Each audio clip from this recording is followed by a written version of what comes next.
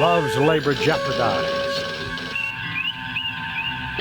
Priority message from Starfleet. On screen, Lieutenant. A raid across the Romulan neutral zone has placed Starfleet Research Station ARC-7 in jeopardy. Proceed immediately to ARC-7 and determine the status of the station. Good luck, Jim. Okay, let's do some research before we head over. ARC-7, a highly sophisticated arcology project looking into the origins of life in the universe. The project is being led by Dr. Carol Marcus, who, along with a crew of 17 members, is dedicated to unlocking the mystery of life. Further information is classified.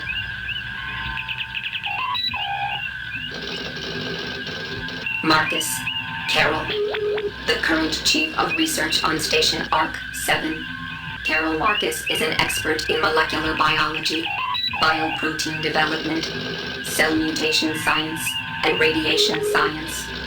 Dr. Marcus has been offered many posts in the Federation, but refuses to be involved in any project which may have a direct military application. Just want to double check one thing. ARC-7, a highly sophisticated... Okay. I guess we should travel to the ARC-7 system, which I believe is here.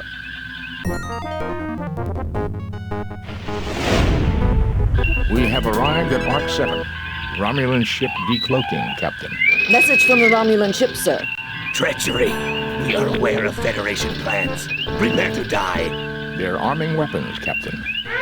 Raising shields. Arming weapons.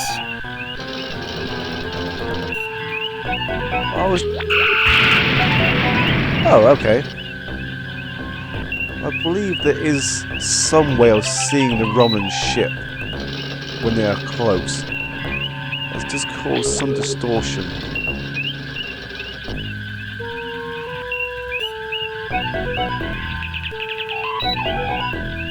But maybe I'm just being blind. I swear there was a sort of way.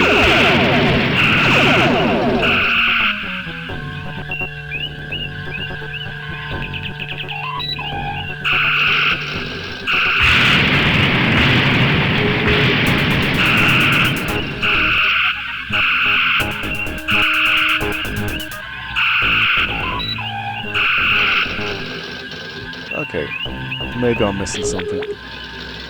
Well, obviously I'm missing the Romulan ship.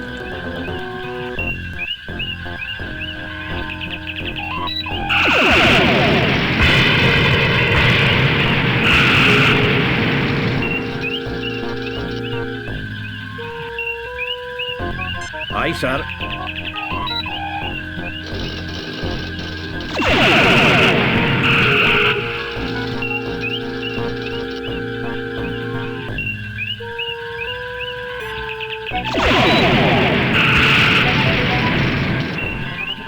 They're getting them rather close to us.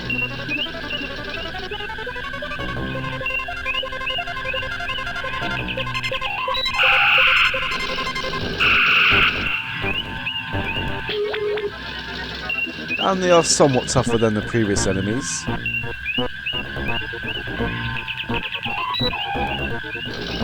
When we got to a little bit of time of respite, I will explain a bit more about what the commendations actually mean. Here we go.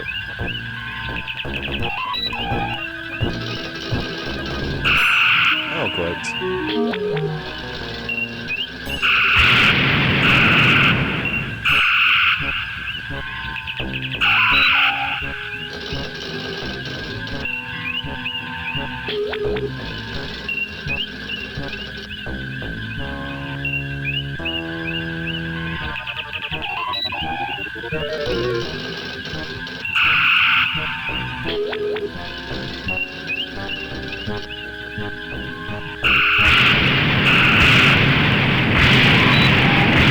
There we go. You could just about see it.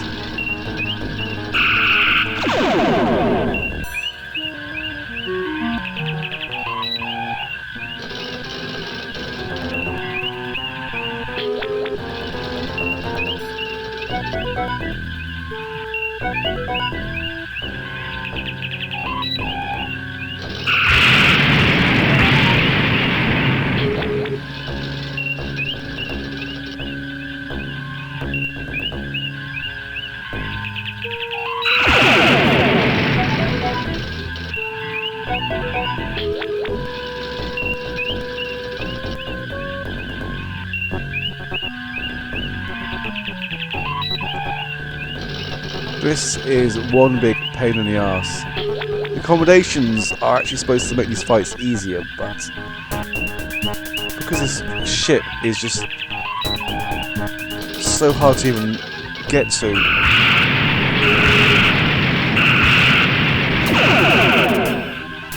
It's just making it. They activated a self-destruct device rather than be captured, Captain. Resuming course to Arc 7, Captain.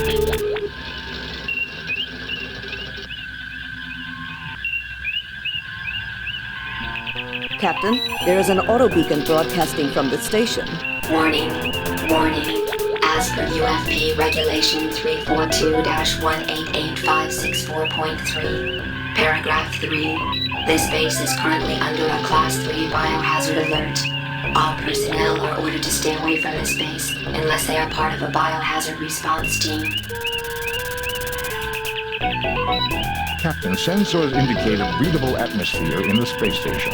It seems that whatever Arc-7's intentions, it managed to create a biohazard that is deadly to Romulans. 17 humans and 10 Romulans are on the station. The humans are all in perfect health, so it seems we can beam over without any fear of contamination. Yes, that fight was unnecessarily long, but we're here now, and let's read up a little bit more about the Romulans. Romulans. A race descended from Vulcan stock, but one that did not reject aggression as the Vulcans did. On a sensor, the two races appear very similar. Their individuals are known for being more passionate and emotional than their Vulcan counterparts. They currently use ships of Klingon design, suggesting to some the Klingons are maintaining them as a client state to antagonize the Federation in a move that circumvents the Organian peace treaty. Lowering shields, Captain. Message from Arc-7, sir. I am Centurion Ardea Preax of the Romulan Empire. We have discovered your genocide factory here and have summoned help to destroy it. Our lives will not be sacrificed in vain. Disarming weapons. Okay, time to head on over. Spock, come with me. Mr. Scott, you have the car.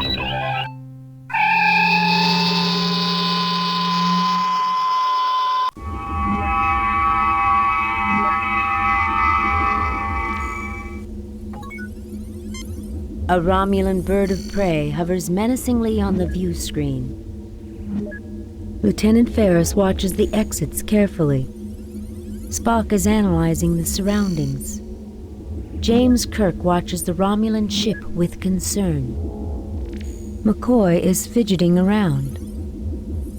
This computer terminal is linked into the station's main computer. It is currently running an open file of log programs. This computer terminal... This is a standard door leading to another room on this deck. You look but see nothing of note. This is a heavily secured door leading to another section of the station. Its access code has been breached. This is a very dangerous situation, sir. We should proceed with caution. Nothing unusual here, Captain, though the station's computer may be able to tell us something. Strange that the bridge is empty. Stay sharp, everyone. The station's computer system might give us some answers.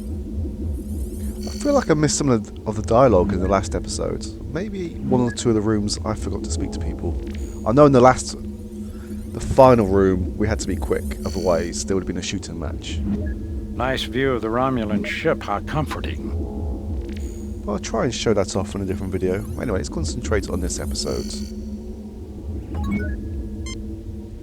So apparently there's some sort of virus.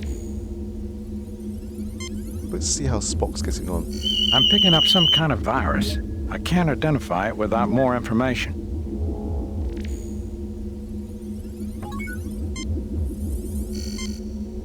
The main computer banks of the ARC-7. It looks like someone has recently been rummaging through the main databanks.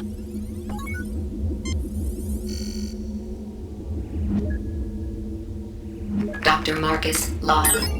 Supplemental. Continued testing of the Ouroboros virus confirms its potential harmful effects on Romulan Vulcan humanoids. As soon as the spill has been cleaned up, we will sterilize both labs and purge the circulation system to make sure no traces of the virus will remain viable. Then all research files must be erased.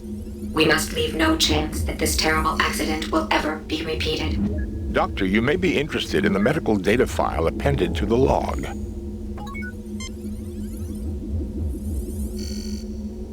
Now that's interesting. There's more here. All of Dr. Marcus' research data on the Ouroboros virus. Let me see. Virus growth patterns. Pneumococcal mimic affecting Romulan Vulcan genotype.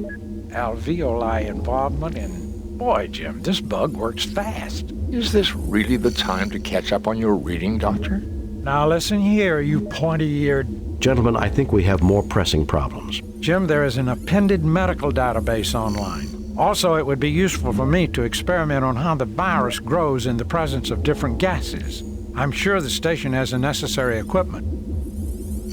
I'm slightly confused. Spock tells McCoy to do some reading, and McCoy does some reading, and then Spock has to go home for reading.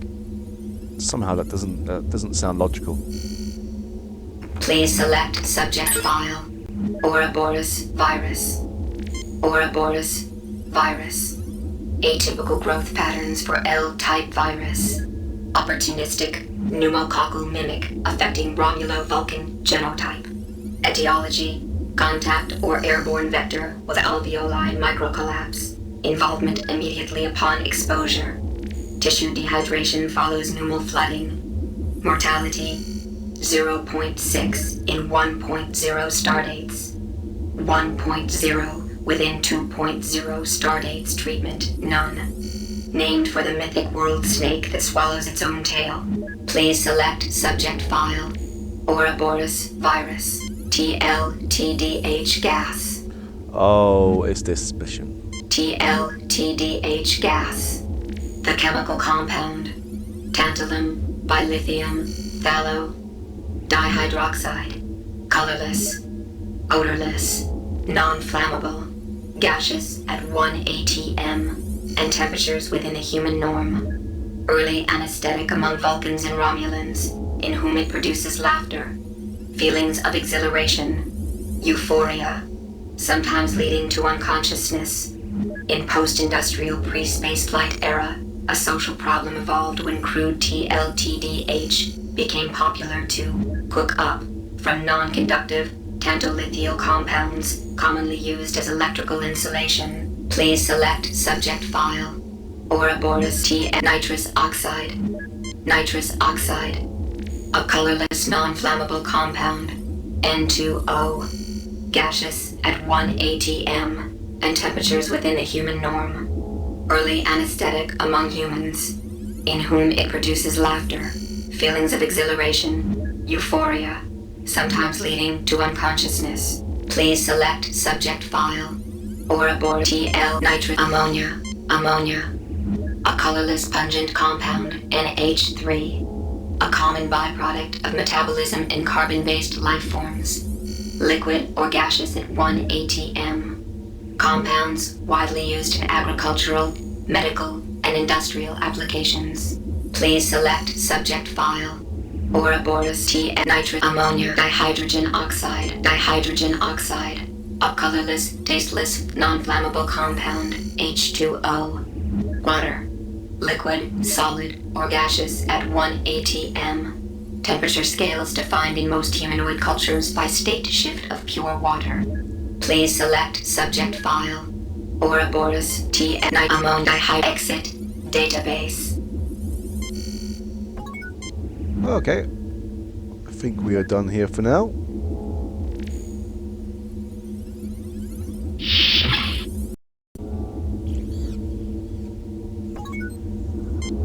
Oh yes, it's been many years since I last played this game, but this mission is definitely very familiar. This is a standard door leading to another room on this deck. This is a large refrigeration unit. Mr. Spock is thinking about chemical formulas. Oh, really? Ensign Ferris doesn't know much about chemical formulas. Okay. Dr. McCoy is thinking about chemical formulas. James Tiberius Kirk. Okay. I thought there was going to be a theme going there, but... This device is used for the rapid reproduction of virus cultures in the presence of suspected anti-agents.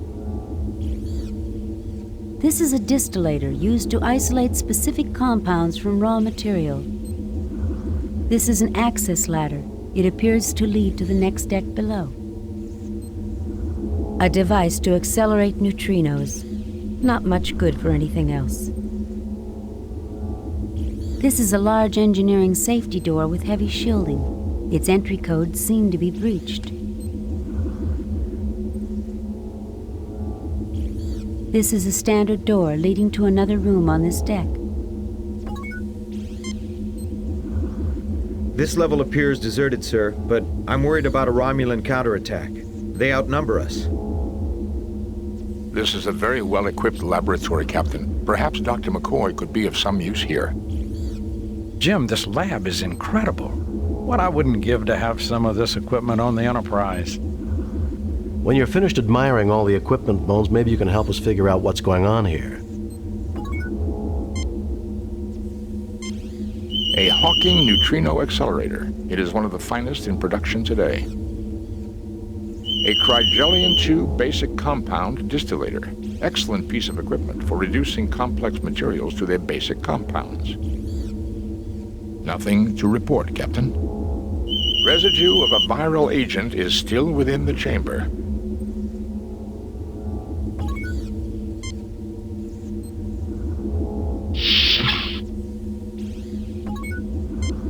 This refrigerator has a number of specimen dishes inside. What are they?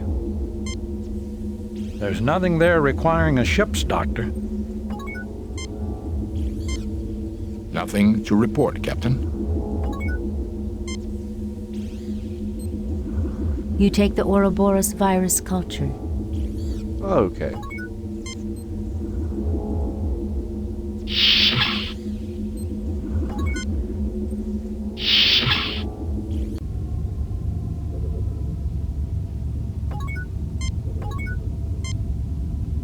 Spock is analyzing the surroundings. McCoy is fidgeting around. It seems to be his favorite hobby. Lieutenant Ferris is carefully watching the hallway. James Tiberius Kirk. Nice. A door. Nice. An Ardak 1000. The last word in molecular replication, one of the most advanced pieces of scientific equipment ever constructed. It would take us several hours to get this machine working, Captain. I do not believe we will need it. The synthesis chamber should be able to give us what we need. A gas tank marked O2. A gas tank marked H2. This is the door to the synthesis chamber. In principle, Captain, this device is quite simple. When this chamber is empty and gas tanks are attached, it will combine the gases to make new compounds. If chemicals are placed in the chamber, the machine will combine them with the gases to create new materials. Next, he'll tell us the DNA molecule is simple. Compared to many molecular models, it is, Doctor. I rest my case. This is a synthesizer used to combine and replicate chemicals and form new compounds. This particular model has twin gas feeds. This is a synthesizer used to This is a storage cabinet.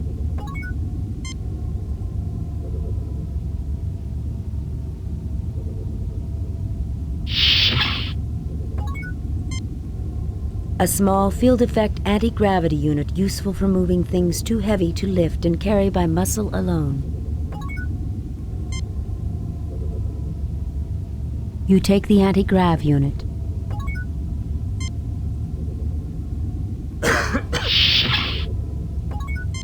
Oh dear, Mr. Spock seems to be getting quite unwell.